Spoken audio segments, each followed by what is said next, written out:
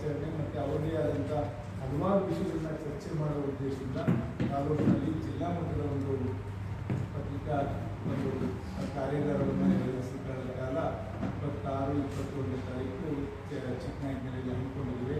ದಯಮಾಡಿ ಎಲ್ಲ ಜಿಲ್ಲೆಯ ಎಲ್ಲ ತಾಲೂಕಿನ ಪತ್ರಿಕಾ ಮಿತ್ರರು ಆಗಮಿಸಿ ಅಲ್ಲಿ ನೀವೆಲ್ಲರೂ ಕೂಡ ಪಾಲ್ಗೊಂಡು ಅಲ್ಲಿ ಇರತಕ್ಕಂಥ ಗೋಷ್ಠಿಗಳಿರ್ಬೋದು ಎಲ್ಲರೂ ಕೂಡ ತಾವು ಭಾಗವಹಿಸಿ ಅದಕ್ಕೆ ಬೆಳಕು ಚೆಲ್ಲುವಂಥ ಕೆಲಸ ಇವತ್ತು ಸಮಾಜವನ್ನು ತಿದ್ದುವಂಥ ಕೆಲಸ ಮಾಡಬೇಕಾಗ್ತದೆ ಅಂತ ನಾನು ನಮ್ಮೆಲ್ಲರೂ ಕೂಡ ಹೃತ್ಪೂರ್ವಕವಾಗಿ ಸ್ವಾಗತವನ್ನು ಮಾಡ್ತೇನೆ. ನಾನು ಇವತ್ತು ಪತ್ರಿಕಾಂಗವನ್ನು ಒಂದು ಹರಿತವಾದಂಥ ಲೇಖನ ಅಂತಕ್ಕಂಥದ್ದನ್ನು ನಾವು ಯಾವಾಗಲೂ ಕೂಡ ಇರ್ತೇವೆ. ಇದು ಸಮಾಜವನ್ನು ತಿದ್ದೋ ರೀತಿಯಲ್ಲಿ ಇರ್ತದೆ.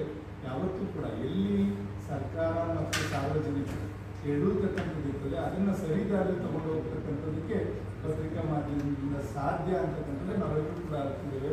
ಆ ನಿಟ್ಟಿನಲ್ಲಿ ಎಲ್ಲ ನನ್ನ ಮಾಧ್ಯಮ ಸ್ನೇಹಿತರು ಕೂಡ ಇವತ್ತು ಸಮಾಜವನ್ನು ಒಳ್ಳೆಯ ಹಾದಿನಲ್ಲಿ ಕಾರ್ಯಕ್ರಮ 2 ದಿನ ಒಂದು ನಾವೆಲ್ಲ ದಿನನಿತ್ಯ ಜನಜಾಗೃತಿ 2 ದಿನ ಒಂದು ಚಿಕ್ಕನಾಯಕನಹಳ್ಳಿ ಒಂದು ಕಾರ್ಯಕ್ರಮವನ್ನು ಭಾಗವಹಿಸಬೇಕು. ಇನ್ನೊಂದು ವಿಶೇಷ ಆದರೆ ನಾನು ಚಿಕ್ಕನಾಯಕನಹಳ್ಳಿ ತಾಲೂಕು ಅಧ್ಯಕ್ಷ ಆದಾಗ ರವಿಕುಮಾರ್ ಪ್ರಧಾನ ಕಾರ್ಯದರ್ಶಿ ಆಗಿದ್ದು ತಾಲೂಕು ಪಟ್ಟಣ ಸಭೆಗೆ ಅವಾಗ ನಾವು ಕಾರ್ಯಾಗಾರ ಮಾಡಿದ್ವಿ.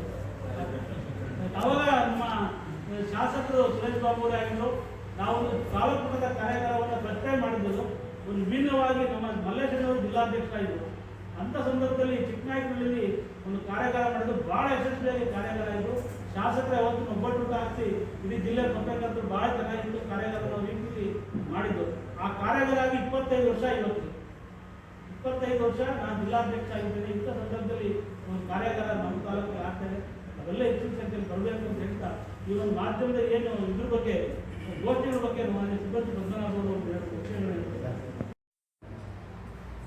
ಈ ಮಾಧ್ಯಮಗಳನ್ನು ಪ್ರಜಾಪ್ರಭುತ್ವದ ಆಧಾರ ಸ್ತಂಭಗಳು ಅಂತ ಕರೆಯೋದು ನಮಗೆಲ್ಲ ಆದರೆ ನಿಜವಾಗ್ಲೂ ಪ್ರಜಾಪ್ರಭುತ್ವದ ಆಧಾರ ಸ್ತಂಭಗಳು ಯಾರು ಅಂತ ಹೇಳಿದರೆ ಗ್ರಾಮೀಣ ಭಾಗದಲ್ಲಿ ಜಿಲ್ಲಾ ಮಟ್ಟದಲ್ಲಿ ತಾಲೂಕು ಮಟ್ಟದಲ್ಲಿ. ಹಾಗಾಗಿ ಅವರಿಗೆ ಇನ್ನಷ್ಟು ಶಕ್ತಿಯನ್ನು ತುಂಬಬೇಕು, ಇನ್ನಷ್ಟು ಚರ್ಚೆಗಳಾಗಬೇಕು, ಏನೇನು ಹೊಸದಾಗ್ತದೆ 4 ವರ್ಷದಲ್ಲಿ ಏನು ಬದಲಾವಣೆಗಳಾಗ್ತಾ ಇದೆ, ಅಂದರೆ ಪತ್ರಿಕೆಗಳು ಉಳಿತಾವೋ ಇಲ್ವೋ ಅನ್ನೋ ಮಾತಾಡ್ತಾ ಇರ್ತಾರೆ. ಮಾಧ್ಯಮಗಳು ಯಾವಾಗಲೂ ಇರ್ತಾರೆ, ಎಂದು ನಾಶ ಆಗಲ್ಲ. ಸ್ವರೂಪ ಬದಲಾಗ್ತಾ ಇರುತ್ತಷ್ಟೆ, ಅವುಗಳ ಫಾರ್ಮ್ಯಾಟ್ ಬದಲಾಗ್ತಾ ಇರುತ್ತೆ, ಮುಂದೇನು ಬದಲಾಗ್ತಾ ಹೋಗ್ತಾ ಇದೆ. ಸೊ ಈ ಹಿನ್ನೆಲೆಯಲ್ಲಿ ಗ್ರಾಮೀಣ ಭಾಗದ ಪತ್ರಕರ್ತರು ಕೂಡ ಇದ್ರ ಬಗ್ಗೆ ಅಪ್ಡೇಟ್ ಆಗಬೇಕು, ಅವರು ಅದ್ರ ಬಗ್ಗೆ ಚರ್ಚೆ ಮಾಡಬೇಕು. ಅದರ ಜೊತೆಗೆ ವಿದ್ಯಾರ್ಥಿಗಳು ಸೇರ್ಕೋಬೇಕು, ನಾವು ಅದರ ಬಗ್ಗೆ ಪಾಠ ಮಾಡೋರು ಕೂಡ ಸೇರ್ಕೋಬೇಕು, ಎಲ್ಲರೂ ಜೊತೆಯಾಗಿ ನಿಲ್ಲಬೇಕು ಅನ್ನೋ ಉದ್ದೇಶದಿಂದ ಈ ಕಾರ್ಯಾಗಾರವನ್ನು ಏರ್ಪಾಡು ಮಾಡಿದ್ದಾರೆ.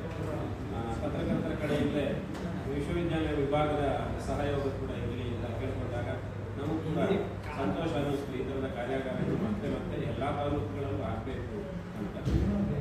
ಈಗಾಗಲೇ ಇವರ ಸ್ವರೂಪವನ್ನು ಹೇಳಿದ್ರು ಶಾಸಕರು ಮತ್ತು ಅಧ್ಯಕ್ಷರು. ನಾನು ಗೋಷ್ಠಿಗಳ ಬಗ್ಗೆ ಮಾತ್ರ ಮಾತಾಡ್ತೀನಿ.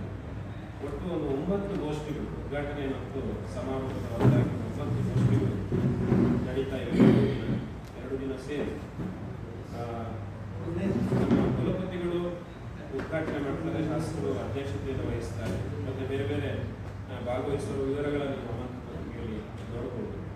ಇಲ್ಲ ದಿಕ್ಸೂಚಿ ಭಾಷಣವನ್ನು ಉದಯವಾಣಿಯ ಸಂಪಾದಕರು ಅರವಿಂದ ನಾವಡರು ಮಾತಾಡ್ತಾರೆ.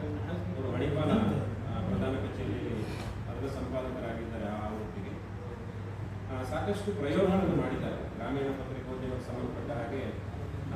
ಉದಯವಾಣಿ ಹೆಸರು ಯಾಕೆ ನೆನಪಾಯಿತು ಅಂತ ಹೇಳಿದ್ರೆ 88ನೇ ಇಸ್ವಿ ಅಂತ ಆ ಕಾಲದಲ್ಲಿ ಕುಗ್ರಾಮ ಗುರುತಿಸಿ ಯೋಜನೆ ಮಾಡಿಕೊಂಡು ಉದಯವಾಣಿ ದೊಡ್ಡ ಎಕ್ಸ್ಪೆರಿಮೆಂಟ್ ಅನ್ನು ಮಾಡಿದ್ರು ಈಶ್ವರ ದೈವದ ನೇತೃತ್ವದಲ್ಲಿ. ಹಾಗಾಗಿ